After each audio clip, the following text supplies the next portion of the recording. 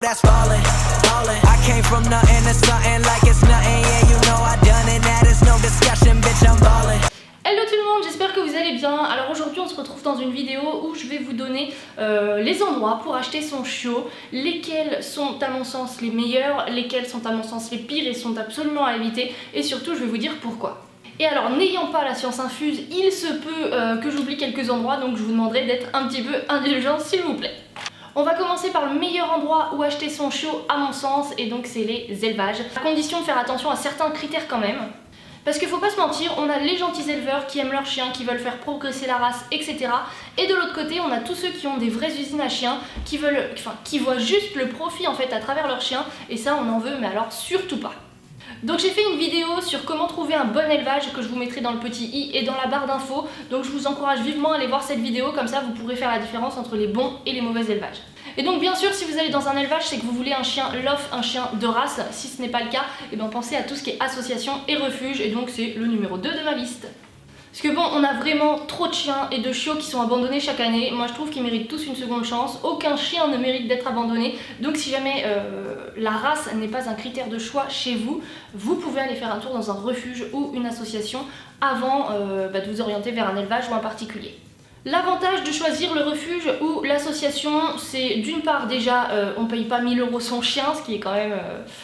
Enfin, c'est vrai que 1000 € c'est un frein pour acquérir un chien, et donc là on ne paye pas ça, je crois que c'est 200, 250 suivant les associations. C'est juste pour rembourser les vaccins qui ont pu être faits, le vermifuge qui a pu être fait, les petites choses comme ça et les papiers. Deuxième raison, vous faites une bonne action en récupérant un chien qui a été abandonné, vous lui donnez une seconde chance, une deuxième vie, et donc ça c'est la plus belle des choses. Et même si vous voulez un chien lof, vous pouvez toujours aller faire un petit tour quand même dans les refuges ou associations autour de chez vous, parce qu'on a des propriétaires qui abandonnent leurs chiens parce qu'ils ont, je sais pas, ils pensaient que c'était trop facile d'éduquer un chiot, ils pensaient pas que ça allait manger tous les petits papiers qui traînent, toutes les chaussures qui traînent et tout ça. Et donc plutôt que de se pencher sur le problème et d'éduquer leur chiot, ils préfèrent l'abandonner. Donc il se peut qu'il y ait des chiens de race dans les refuges et associations près de chez vous.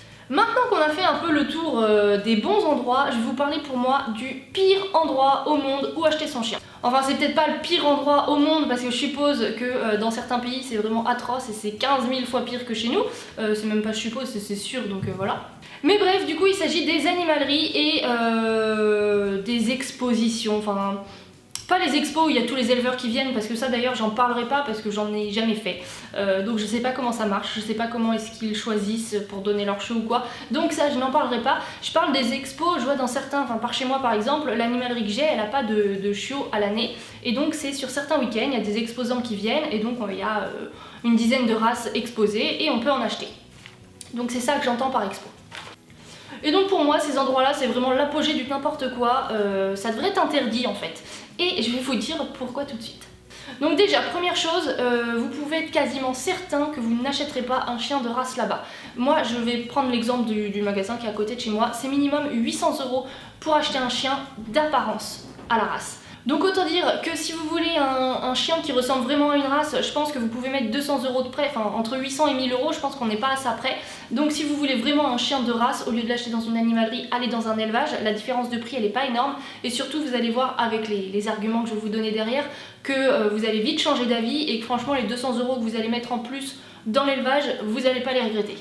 Alors première chose, faut savoir que dans les animaleries, généralement, alors je précise tout de suite, je mets pas toutes les animaleries dans le lot.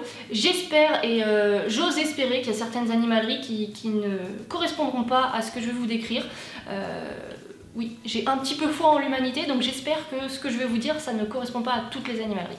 Bon, et alors j'ai oublié de le dire pendant la vidéo, mais je ne blâme absolument pas tous ceux qui ont déjà acheté un chien en animalerie. Je pense que tout ce que je vais vous dire, c'est des informations qui sont peu connues du public. En fait, on n'est pas forcément au courant de tout ce qui se trame et tout ce qui se passe derrière. Donc si vous avez déjà acheté un chien en animalerie, bah écoutez, c'est tant pis, c'est comme ça.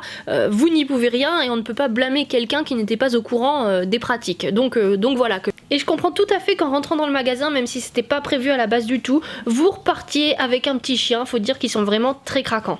Et ce qui est important, j'ai envie de dire, c'est de sensibiliser les futurs acheteurs. Donc bref, première chose, faut savoir que généralement les chiots qui sont vendus en animalerie ont été retirés de leur mère beaucoup trop tôt. Il y en a qui partent à 1 mois de leur mère parce que c'est mignon, ils sont tout petits, et donc ça attire plus les clients, ça donne plus envie de les acheter tout simplement. Deuxième chose, je pense que Et alors là, ça se passe dans plein d'animaleries différentes. Je sais pas, si je retrouve des photos sur mon ordinateur, je vous mettrai des petites photos parce que forcément que je prenais en photo quand je voyais des choses comme ça. Mais bref, du coup les chiots en animalerie ils sont mis déjà dans des toutes petites cages. Alors le public peut ou pas les toucher, ça dépend des endroits. Mais dans tous les cas c'est des toutes petites cages. Si c'est des cages en verre en plus, donc là le public ne peut pas les toucher, donc les chiots n'ont pas de socialisation. Et la plupart du temps, les déjections ne sont pas ramassées, donc le chien il dort dans ses cacas, il dort dans son pipi. S'il a un sol, parce qu'il y en a beaucoup qui sont à même le sol ou à même le plancher de leur cage quoi.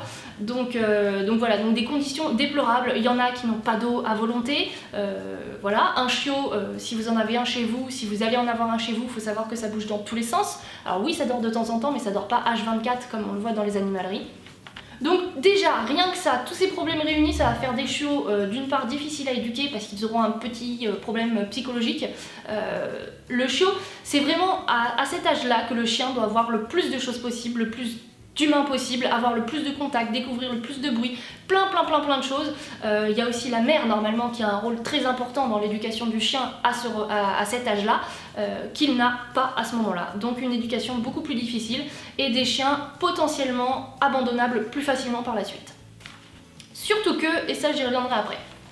Ensuite, c'est très fréquent de voir des chiots en animalerie qui ont les yeux qui coulent ou qui semblent étonnamment fatigués ou qui ont la diarrhée. Alors oui, à cet âge-là, c'est vrai que les chiots ont souvent la diarrhée, mais dans les animaleries, on ne leur donne pas forcément la bonne nourriture adéquate à eux parce que le profit avant tout. Donc bref, la plupart du temps, vous avez des chiots qui vont être malades, donc vous allez avoir des frais vétérinaires d'emblée qui vont être plus chers et des frais que vous n'auriez pas dû avoir. Ensuite, il faut savoir que le trafic de chiens, c'est quelque chose qui est bien présent, malheureusement, que les usines à chiots, ce n'est pas juste des histoires inventées, que ça existe. Et donc, pour ceux qui ne savent pas ce que c'est, en fait, ce sont des espèces d'énormes élevages où les chiennes sont constamment en gestation. Dès qu'elles ont donné une portée, en gros, pour faire simple, déjà, c'est des conditions insalubres de vie. Et pour faire simple, il y a 3, 4, 5 femelles généralement dans une même cage avec un mâle. Et donc dès qu'elles sont en chaleur, hop, le mâle il leur monte dessus. Et voilà, donc ça fait des portées à répétition, à répétition, à répétition. Et donc malheureusement, beaucoup de chiens des animaleries ont des origines plus que douteuses. Avec le numéro de puce, en fait, c'est assez facile de savoir d'où provient le chien, s'il a été pucé avant et tout ça. Et voilà, et il y en a beaucoup, mais alors vraiment beaucoup, qui ont des origines plus que douteuses. Pour vous donner un ordre d'idée, en 2011, 80% des chiots vendus en animalerie venaient d'Europe de l'Est. Donc en Europe de l'Est, c'est pas des gentils élevages, c'est que de l'usine à chiots, donc voilà. Et alors même si depuis 2011, il y a de nouvelles lois qui sont mises concernant la vente des animaux, concernant les animaux tout court, etc. Quand on veut faire du profit, il faut savoir que c'est très facile de détourner les lois. Et donc si jamais vous avez jamais entendu parler des usines à chiens ou des choses comme ça, je vous mettrai dans la barre d'infos, c'est une petite vidéo qui a été tournée au Canada en caméra cachée où des gens vont dans des élevages. Voilà, si vous avez moins de 15 ans, moins de 15 ans, je vous conseille pas d'aller les voir, c'est des images qui sont pas forcément jolies. Suivant si vous êtes plutôt sensible ou pas, ça peut vous choquer vraiment. Moi ça me fait vraiment beaucoup de peine et je dirais pas que ça m'horrifie, mais en fait je trouve ça hyper malsain de se faire des sous sur le dos des animaux et je trouve ça, je comprends pas ces personnes là en fait. Donc bref, la vidéo est dans la barre d'infos si ça vous intéresse.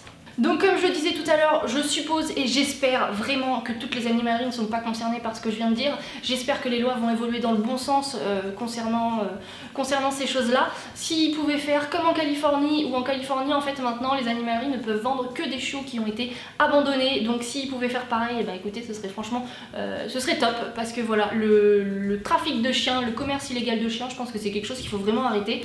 Et ça va passer par arrêter d'acheter son chien déjà en animalerie. Ça leur coupera bien l'herbe sous le pied. Parce que chose aussi que je vous ai pas dit encore, faut bien savoir qu'en animalerie, s'il y a un chiot qui dépasse l'âge mignon pour être adopté, ils y vont pas par quatre chemins, Soit il est abandonné, soit il est mis en reproducteur si c'était un chien qui était correct, soit il l'euthanasie tout simplement et il est remplacé par le suivant. Profit avant tout. Et alors dernière chose aussi, et c'était le surtout que de tout à l'heure, pour moi, Quand on achète un chien dans une animalerie, qu'il soit issu d'un trafic ou pas, le vendeur il connaît rien de vous. Il sait pas qui vous êtes, il sait pas où vous vivez, il sait pas dans quelle ville vous vivez, il sait pas si vous êtes riche ou pauvre, il sait pas si vous avez des enfants, si vous avez plein d'autres animaux, il sait rien de vous. C'est pas avec les 2-3 questions qu'il va vous poser avant la signature que il va apprendre à vous connaître, etc. Surtout que de mentir c'est extrêmement facile. Et pour moi, un bon éleveur c'est quelqu'un qui va s'inquiéter du devenir de son chien. Et là c'est pas du tout le cas en animalerie, donc moi je comprends pas. Et là le chien il passe vraiment pour une vulgaire marchandise, comme on pourrait acheter, je sais pas moi, une bouteille d'eau, ce serait exactement la même chose. Maintenant que j'ai fait le tour des animaleries, je vais vous parler des particuliers. Alors chez les particuliers, on a 2 catégories de personnes. On a ceux qui aiment leur chien, qui veulent vivre une expérience, faire 1 ou 2 portées à leur chien, grand maximum, vraiment pour voilà, avoir ce petit côté mignon et tout ça, et puis vivre une expérience assez folle je pense. Sachant qu'il faut quand même avoir les épaules pour, hein. C'est pas toujours rigolo d'avoir 15 000 chiots qui courent partout, qui font pipi partout dans la maison, qui font tout tomber, qui cassent tout, qui abîment tout. C'est pas forcément ultra rigolo. Alors oui, c'est très mignon, mais il faut s'attendre à tout le revers de la médaille quoi en fait, hein.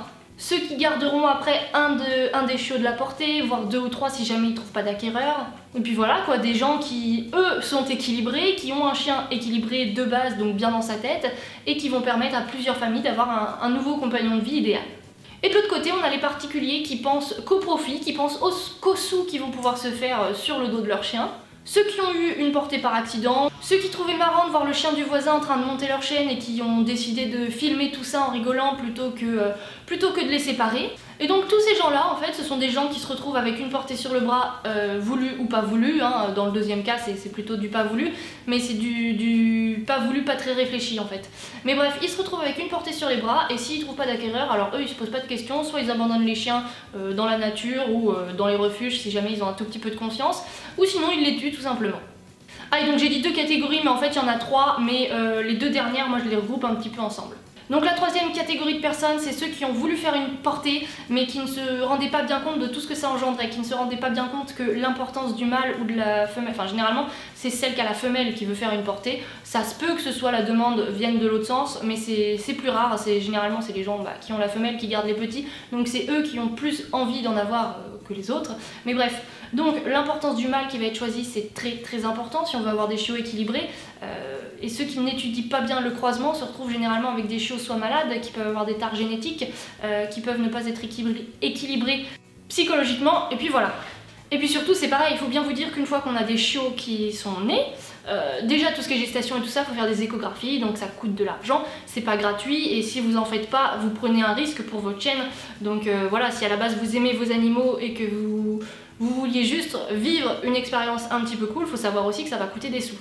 Et donc une fois que les petits bébés sont nés, alors là il y a des pipis, des cacas partout dans la maison, il y a forcément tout ce qui va traîner qui va être détruit, très certainement des choses qui vont tomber, enfin voilà, faut pas croire que c'est juste mignon d'avoir des chiots.